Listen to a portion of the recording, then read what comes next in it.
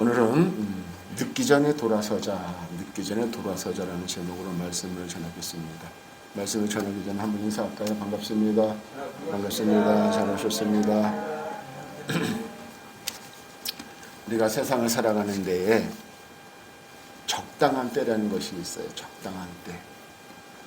눈 올 때가 있고 비 올 때가 있고 또 추울 때가 있고 더울 때가 있지요. 또 요새 스키장 갈 때가 있고 또 해수욕장 갈 때가 있고 적당한 때가 있습니다. 선교할 때가 있고 구제할 때가 있고 예배할 때가 있고 모든 게 다 때가 있지 않겠어요? 우리 여자분들은 잘 모르시겠지만 야구에 용어 중에서 적시타라는 게 있어요. 제때 때려야 된다는 것이죠. 그래서 이거 영어를 타이밍이라고 해요. 타이밍을 잘 맞춰야 된다는 것입니다. 전도서 기자는 전도서 3장 1절에서 2절에 이렇게 고백을 하고 있어요. 한번 같이 읽어보겠습니다. 범사에 기한이 있고 천하만사가 다 때가 있나니 날 때가 있고 죽을 때가 있으며 심을 때가 있고 심는 것을 뽑을 때가 있으며. 여러분 동감하십니까? 그래요. 모든 것이 다 때가 있어요. 아무 때나 하는 것이 아니에요. 선교도 아무 때나 하는 것이 아니라 다 때가 있고 구제도 마찬가지고 예배도 마찬가지예요. 예배할 때 예배를 드려야 됩니다. 그리고 모일 때에 모여야 되는 것입니다. 오늘 본문에 나오는 가룟 유다를 여러분 가만히 보세요. 이 가룟 유다는 세상 말로 타이밍을 잘 못 맞춰서 비참하게 인생을 마감한 대표적인 사람이에요. 대표를 잘 맞춰요. 비록 스승이시고 우리의 구세주이신 예수님을 팔아먹었지만은 자신에게 주어진 마지막 기회를 잡지 못해서 창자가 터져서 비참하게 객사합니다. 얼마나 불쌍해요. 여러분, 인간이기 때문에 인간은 넘어지고 자빠질 수밖에 없어요. 여러분 살아가면서 이 가룟 유다처럼 예수님 안 팔아먹어본 사람 있습니까? 베드로처럼 예수님 부인하지 안 해본 사람이 있습니까? 인간이기 때문에 예수님을 원망하고 예수님을 팔아먹고 예수님을 부인할 수도 있어요. 그런데 중요한 것은 그럼에도 불구하고 예수님께서 기회를 주셨어요. 회개할 기회를 주셨다는 거예요. 그런데 그 사람은 회개하지 아니하고 끝까지 버텼어요. 고집을 펴요. 끝까지 버티고 고집 부리다가 돌아오지 않고 비참하게 죽은 대표적인 사람이에요. 물론 그가 반성을 했어요. 그리고 누이치기도 했어요. 후회도 했어요. 그러나 반성과 후회가 천국 가는 것은 아닙니다. 주님의 피로, 주님의 보혈로 씻음을 받아야 돼요. 주님의 피로 씻음을 받기 위해서는 주님 앞에 철저한 회개가 있어야 될 줄 믿습니다. 그런데 회개가 없어요. 잘못한 건 알아. 후회를 해요. 누이침도 있어요. 사과도 해요. 그런데 회개가 없으면 아무 소용이 없다는 거예요. 그래요. 한때는 주님의 제자로서 많은 사람들이 부러워했어요. 더군다나 이 가룟 유다는요, 이 예수님의 옆에 딱 붙어서 재정을 본 사람 아니겠어요? 얼마나 부러워하는 사람이야. 근데 그는 시기를 놓쳤어요. 타이밍을 놓쳤다는 거예요. 때를 바로 알지 못하고 비참하게 천추의 한을 남겼던 사람입니다. 그러므로 저와 여러분들 이 가룟 유다처럼 어리석게 기회를 놓치지 말고 돌아설 때에 빨리 깨달아 돌아서는 지혜롭고 복된 성도가 되시기를 주의 이름으로 축원합니다. 첫 번째로 돌아서야 되는데 더 빠지기 전에 돌아서야 돼요. 더 빠지기 전에. 여러분 가룟 유다의 문제가 뭐예요? 예수님을 중심으로 양옆으로 6명씩 이렇게 12명의 제자가 다니잖아요. 근데 가룟 유다의 문제는 뭐냐면은 주님을 따라다녔지만은 내통한 것은 마귀란 내통을 했어요. 이 주님을 쫓아다녔지만은 이 뒷손에는 마귀란 손을 잡고 다녔다는 말이에요. 예수님의 옷자락을 잡은 것이 아니라 예수님의 옷자락을 스칠 뿐 손잡고 다니는 것은 사탄이라는 것이에요.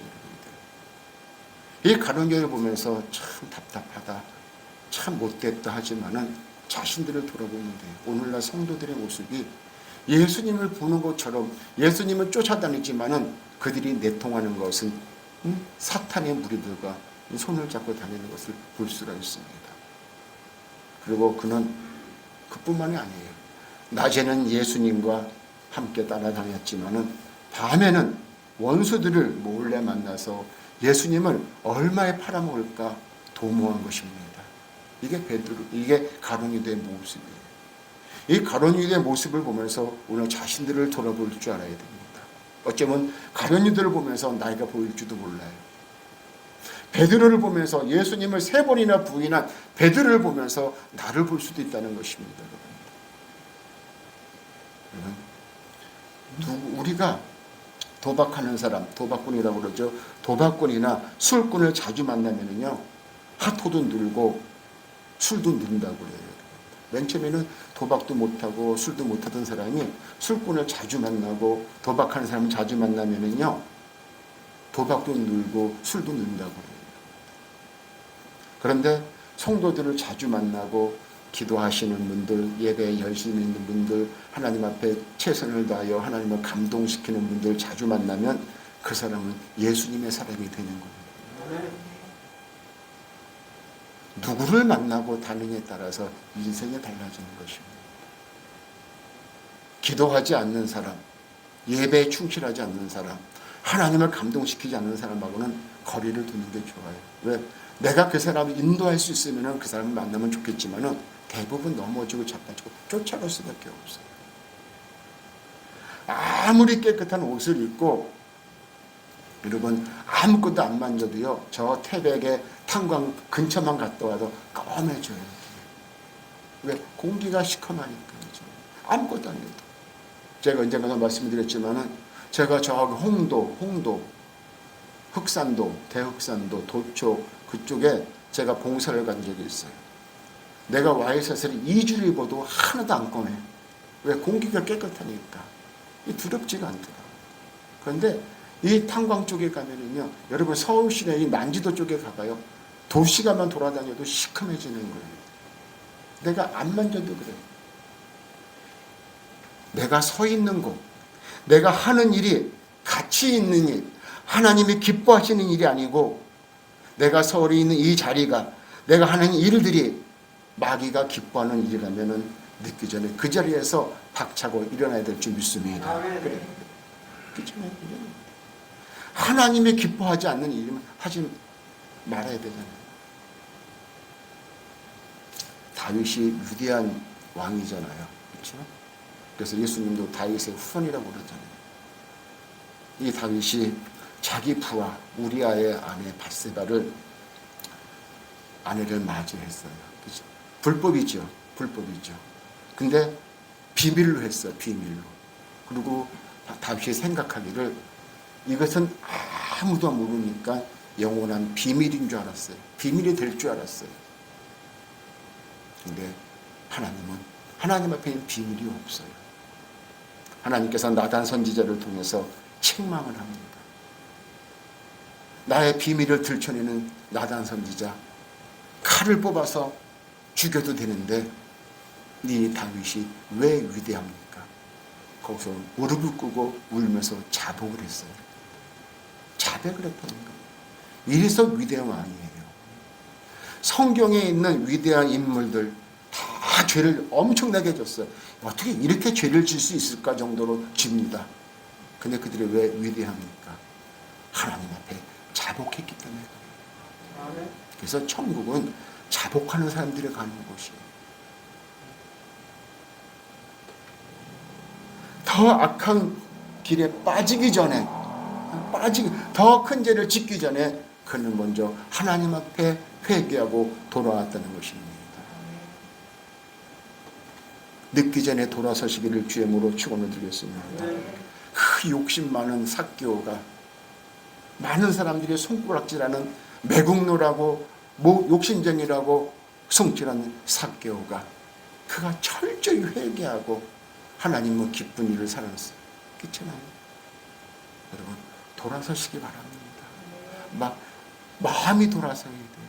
마음이 돌아서야 돼요. 몸만 여기 앉아 있으면 안 돼요. 마음이 완전히 있고 온 마음을 다해서 주님을 예배를 드려야 됩니다. 하나님의 기뻐하는 일이겠어요. 두 번째로 완전히 실패하기 전에 돌아서야 돼요. 완전히 실패하기 전에. 여러분 우리가 요새 주식들을 많이 한다고 그래요. 주식을 해서 돈을 잃어버리거나 사업에 실패하는 것은 매우 가슴 아픈 일이에요. 아프다 못해서 절망적이잖아요. 그렇잖아요. 요새 20대, 30대가 주식을 많이 한다고 그래요. 또 보이지 않는 무슨 코인? 그런 투자를 해갖고 근데 다 망해. 자살하고 이혼하고 그렇습니다. 그런데 그보다 더 마음 아픈 일이 뭡니까? 인생에 실패하는 거예요. 인생에 실패하는 거예요. 여러분 아까도 말씀드렸지만 이 12제자 중에 가룟 유다는 재정을 맡은 사람이에요. 예수님이 가시는 곳마다 큰 이적이 일어나고 예배할 때마다 많은 분들이 감사해서 하나님 앞에 헌물을 합니다. 그걸 다 모아서 구제하고 선교하고 여러 가지 일을 해야 되지 않겠어요? 근데 그는 그것을 자기 마음대로 다 착복을 해요. 주님은 모를 줄 알았지. 근데 요한복음 12장에 보면은 예수님께서 그를 이렇게 표현합니다. 그는 도적이다. 그는 도둑이라고 그래요. 가룟 유다 보고 도둑이라고 그래요. 당신이 3년 동안 데리고 다니던 데리고 다니던 그 제자에게 도둑이라고 합니다. 여러분. 오늘 누구에게 하시는 말씀 같아요? 여러분 주님의 것이 돈만이겠습니까? 잘 들어보세요. 주님의 것이 돈만이겠습니까?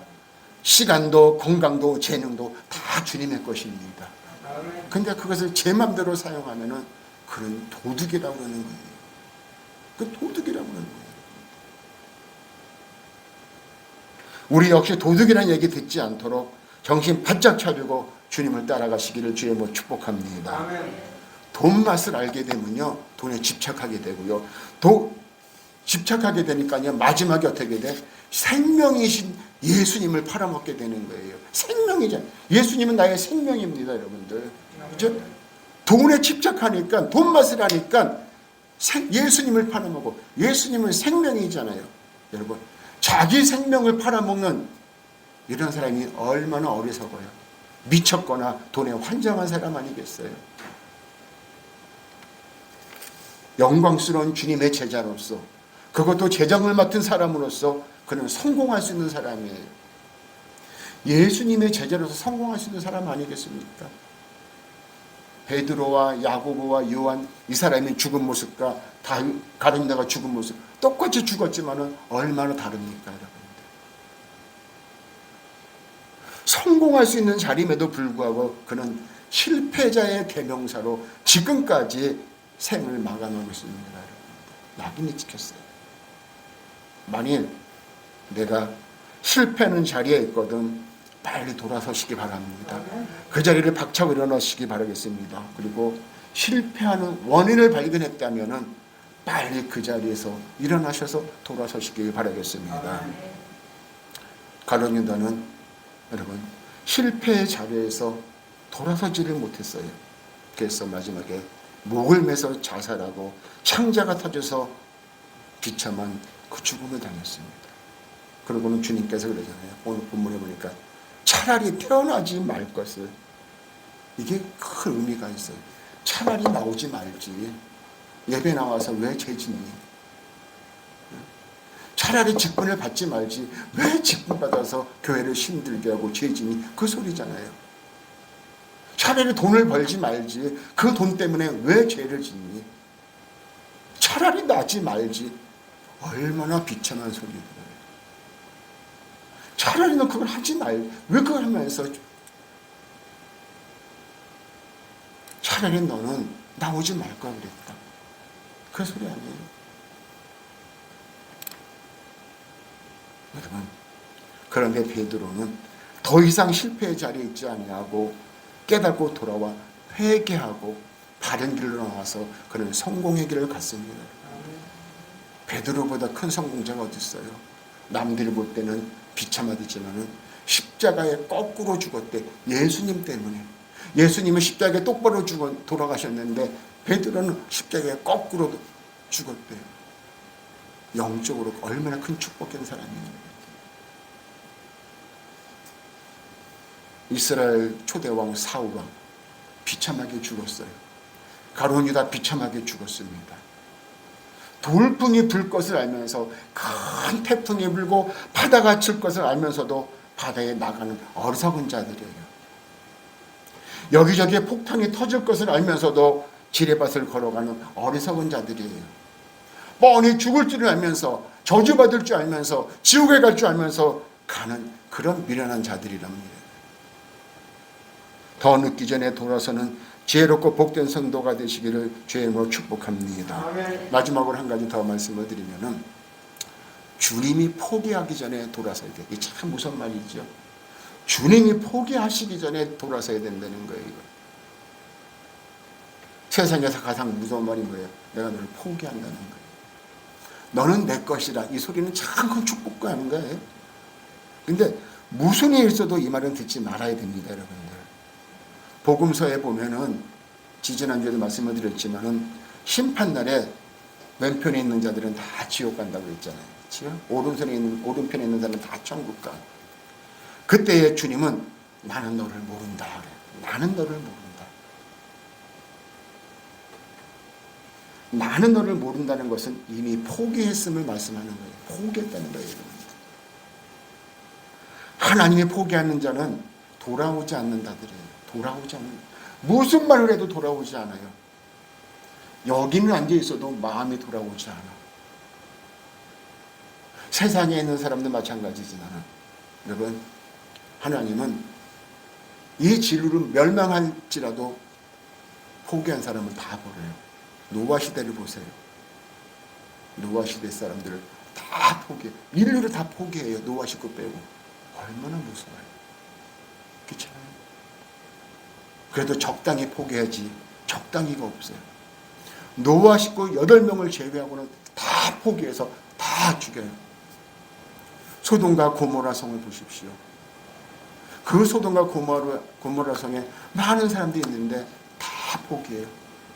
롯의 식구를 빼고는 다 포기하잖아요. 주님이 이렇게 무서워요.